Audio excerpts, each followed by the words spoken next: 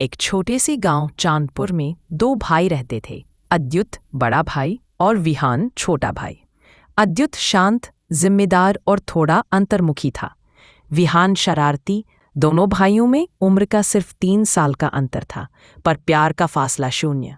बरसात के दिनों में दोनों बारिश में भीगकर मिट्टी के मैदान में क्रिकेट खेलते। दोनों एक दूसरे की आधी दुनिया थे। ख्वाबों की राहें अलग। वक्त गुजरने लगा। अद्युत पढ़ाई में बहुत तेज था। इंजीनियर बनने का सपना था। विहान को गाने का शौक था, सिंगर बनना चाहता था। पिता एक साधारण किसान थे। घर की आर्थिक हालत कमजोर थी। दोनों बच्चों के सपने पूरे करना मुश्किल लग रहा था।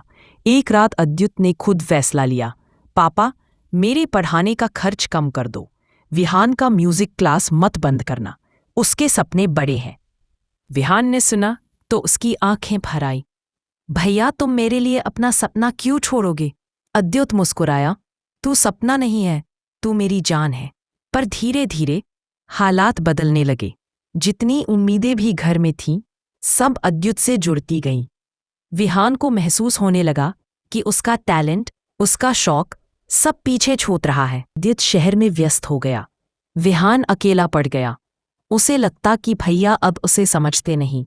वह नौकरी के लिए भाग दौड़ में इतना उलझ गया कि महीनों विहान से ढंग से बात भी न कर पाया।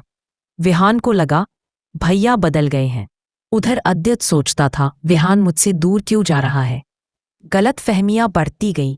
विहान ने गाना पूरी तरह छोड़ दिया। एक दिन गांव में बड़ा मेले का कार्यक्रम हुआ।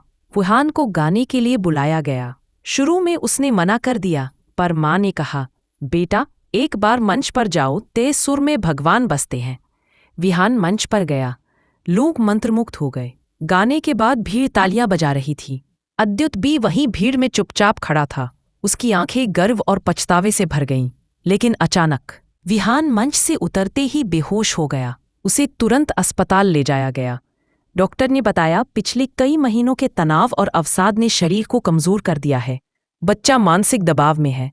अद्युत के पैरों तले जमीन खिसक गई। वह विहान के बिस्तर के पास बैठकर रो पड़ा। मुझसे गलती हो गई भाई, मैंने तुझे अकेला छोड़ दिया। तू बोलता क्यों नहीं था? बेहोश विहान के हाथ पर अद्युत का हाथ कांप रहा था। कई घंटों बाद विहान को होश आया। उसने देखा, भैया उसकी हथेली पकड़े बैठे रो रहे थे। विहान की आंखें नम हो गईं। मैंने सोचा, आप मुझे समझते नहीं, और मैंने सोचा तू मुझसे दूर हो गया है। दोनों ने एक दूसरे के हाथ पकड़कर सारी गलतफहमियां, सारे दर्द, सारी शिकायतें आंसुओं में पिघलते हुए खत्म कर दी। अद्युत ने फैसला कर लिया, अब मैं विहान का सपना पूरा कराऊंगा। वह शहर वापस लौटकर एक अच्छी नौकरी में जुट गया।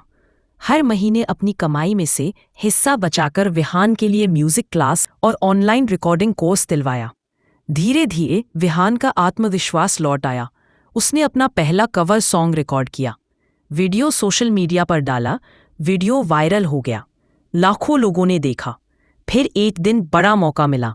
एक म्यूजिक रियलिटी शो से कॉल आया, और जब विहान मंच पर पहुंचा, सबसे आगे दर्शकों में उसका भाई अद्युत बैठा था, जोर से चिल्लाते हुए, ये है मेरा छोटा भाई। विहान के गाने से पूरा हॉल गूंज उठा। जज खड़े होकर ताली बजाते हैं, और विहान की आंखों में खुशी से छलकते आंसू। मेरी जीत सिर्फ मेरी नहीं, मेरे भैया की है। दोनों भाइयों ने एक दूजे को गले लगाया। सालों की दूरी, शिकायतें, गलतफहमियां एक आलिंगन में मिट गईं। आज भी दोनों कहते हैं, हम भले अलग सपनों के रास्ते चले, पर मंजिल हमेशा एक दूसरे की मुस्कान रही।